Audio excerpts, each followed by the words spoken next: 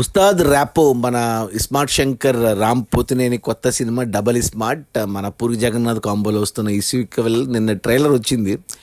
Trailer release అయ్యి ఇప్పటికి 24 గంటలు అయింది. 24 గంటలు ఎంతమంది చూశారు ఈ ట్రైలర్ని అని చూస్తే యూట్యూబ్లో 10 మిలియన్ మంది చూశారు మొదటి 24 గంటల్లో. అంటే 1 మిలియన్ అంటే 10 లక్షలు, 10 మిలియన్ అంటే 1 కోటి మంది మొదటి 24 గంటల్లోనూ చూశారు. ఇవి చాలా మంచి వ్యూస్ అని చెప్పాలి.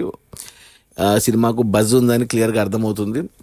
ఇక ట్రైలర్ కూడా 2 నిమిషాల 45 సెకండ్లు ఉంది. చాలా పెద్ద ట్రైలరు. అండ్ లైక్స్ గురించి కూడా మాట్లాడుకోవాలి. 1 కోటి మంది చూస్తే లైక్స్ చాలా తక్కువ వచ్చాయి. కేవలం 2 లక్షల మంది మాత్రమే ట్రైలర్ బాగుందని లైక్ చేశారు. అది చాలా తక్కువ లైక్స్ విషయంలో. బట్ వ్యూస్ పరంగా మాత్రం మంచి వ్యూస్ అని చెప్పాలి. కొత్త రికార్డ్స్ ఏం పెట్టలేదు, కానీ మీడియం రేంజ్ హీరోస్లో మంచి వ్యూస్ అని చెప్పాలి మొదటి 24 గంటల్లో. ఇక ట్రైలర్ విషయానికి వస్తే 2 నిమిషాల 45 సెకండ్ల ట్రైలర్ చూస్తే అంత రెగ్యులర్ మన పూరి జగన్నాథ్ స్టైల్లోనే ఉంది. స్మార్ట్ శంకర్ చూసిన వాళ్ళకి క్లియర్గా అర్థమవుతుంది. కొత్తగా సంజయ్ దత్ యాడ్ అయ్యాడు. ఆలీని కూడా తీసుకొచ్చారు. ఆలీ కామెడీ ఏదో కొద్దిగా ఏదో భాష మాట్లాడిచ్చారు. అన్నీ అంటే మన తెలుగు బూతులకు దగ్గరగా ఉన్న పదాలే వాడారు. కామెడీగా ఉంది, అంటే పిచ్చిగా ఉంది ట్రైలరు. ఎలా ఉండాలో, కమర్షియల్గా ఎలా ఉండాలో అలాగే ఉంది.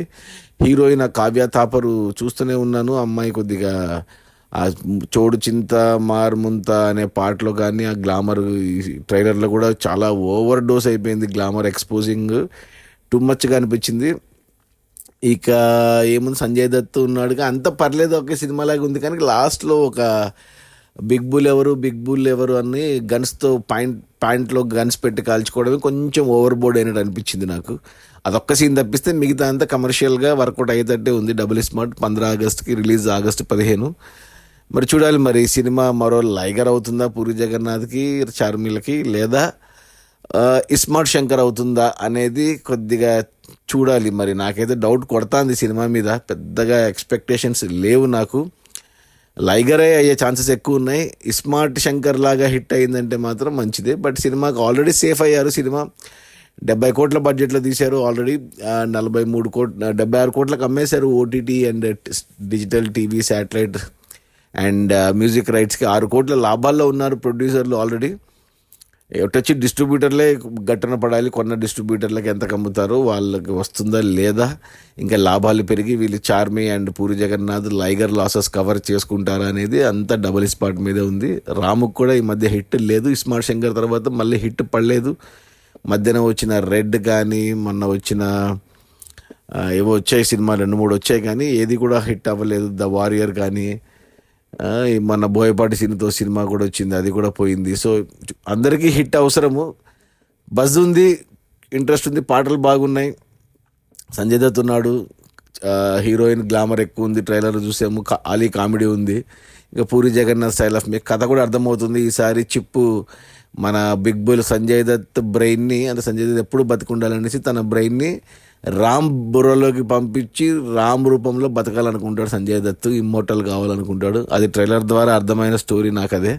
నేను కూడా చూశాను, తెలుగులో చూశాను, హిందీలో చూశాను, కన్నడ చూశాను, తమిళ్ చూశాను, మలయాళం చూశాను, 5 భాషల్లో చూశాను. ఇది పాన్ ఇండియా మూవీ కాబట్టి హిట్ అవ్వాలని కోరుకోవాలి. ఎందుకంటే రామ్ మన తెలుగు సినిమాలు రామ్వి డబ్ అయిన హిందీలో యూట్యూబ్లో 9 సినిమాలు 100 మిలియన్ వ్యూస్ ఉన్న సినిమాలు ఉన్నాయి. అంటే 10 కోట్ల మంది చూశారనమాట ఒక్కొక్క సినిమాని, రామ్ సినిమాలు. సో అంత క్రేజ్, అంత బజ్ ఉంది రామ్కి.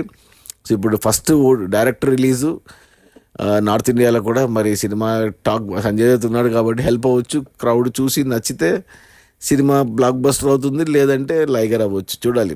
అది ట్రైలరు మీరు చూసింటే ఓకే. యూట్యూబ్లో చూడకపోతే ఒకసారి సెర్చ్ చేసి చూడండి, డబుల్ స్మార్ట్ ట్రైలర్ అని. నచ్చితే ఒక లైక్ కూడా వేసుకుంటా ఆ ట్రైలర్కి. 15 ఆగస్టు మాత్రం థియేటర్లో మిస్ అవ్వద్దు. Double smart. Okay, bye.